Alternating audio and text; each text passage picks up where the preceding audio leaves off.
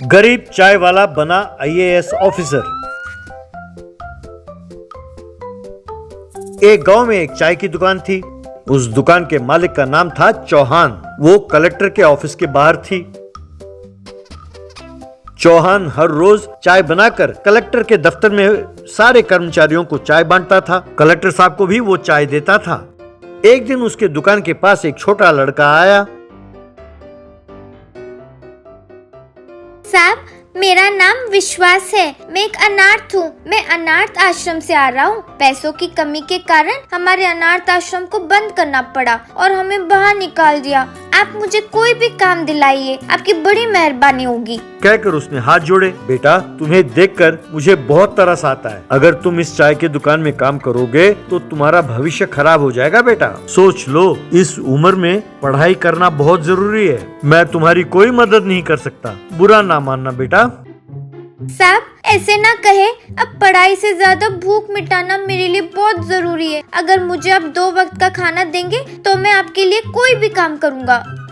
तो ठीक है बेटा, मैं तुम्हें चाय बनाना सिखाता हूँ। तुम मेरी मदद करो और मेरे साथ मेरे घर में ही रहो। लेकिन मैं तुम्हें पढ़ा नहीं पाऊंगा। मेरे बच्चे नहीं हैं। अब से मैं तुम्हें अपना बेटा मानता हूँ। ठीक है ना बेटा? खुश होकर विश्वास मान गया। इस तरह विश्वास चाय की दुकान को साफ करने लगा और जो चौहान चाय बनाकर देता था उसे कलेक्टर के दफ्तर में सबको देने लगा। कुछ ही दिनों में विश्वास ने चाय बनाना भी सीख लिया। वो हर रोज अपने चाय की दुकान से देखता था कि कैसे कलेक्टर जब दफ्तर आते थे सब खड़े होकर उन्हें सलाम करते थे और उनकी इज्जत करते थे। दफ्तर में लोगों को कलेक्टर के सामने हाथ जोड़कर खड़ा होते हुए देखकर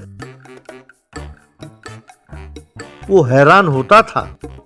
एक दिन कलेक्टर को चाय देते हुए, सर, आप कौन है सर? और आप यहाँ पर क्या करते हैं? सब आपके सामने यूँ हाथ जोड़कर क्यों खड़े होते हैं सर?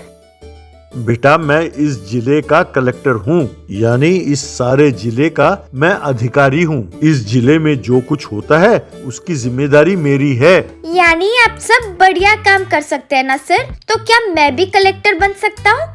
क्यों नहीं बेटा, अच्छी तरह पढ़ाई करोगे तो तुम भी बन सकते हो। तुम कहाँ तक पढ़े हो और इस चाय की दुकान में काम क्यों करते हो? तब विश्वास ने अपने बारे में सब कुछ बताया।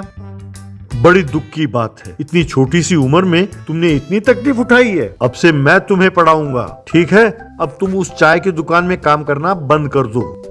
सर, अगर मैंने चौहान जी के पास काम करना छोड़ दिया तो उन्हें बहुत तकलीफ होगी। मैं काम करते करते पढ़ाई करूंगा सर। अगर आपको एतराजी ना हो तो क्या मैं काम करते करते पढ़ाई करूं? शाबाश बेटा, मुझे तुम्हारे सोच पर गर्व है। ऐसा ही करो, मैं तुम्हें पढ़ाऊंगा। इस तरह कलेक्टर अपने दफ्तर में ही उसे पढ़ाने लगा।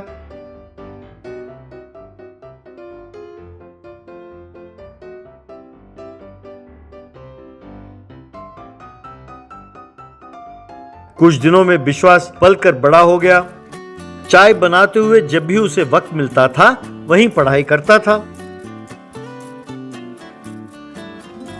इस तरह उसने प्राइवेट में ही डिग्री की पढ़ाई की और पास हो गया। एक दिन कलेक्टर चाय की दुकान के पास आया। चौहान ने उन्हें प्रणाम किया। आप कैसे हैं? मैंने सुना था कि आप रिटायर हो चुके हैं। सब ठीक ठाक है ना सर? मेरा बेटा किसी काम से शहर गया है सर। वो होता तो अच्छा होता। क्या तुम जानते हो तुम्हारा बेटा किस काम से गया है? जरा एक बार मुड़ के देखना। मुड़ के देखा तो एक बहुत बड़ा कॉन्वॉय आ रहा था। एक गाड़ी में से सूट बूट पहनकर विश्वास उतरा। उसके चारों ओर पुलिस वाले और अधिकारी थे। विश्वास को देखकर चौहान और गांव वाले सब हैरान रह गए।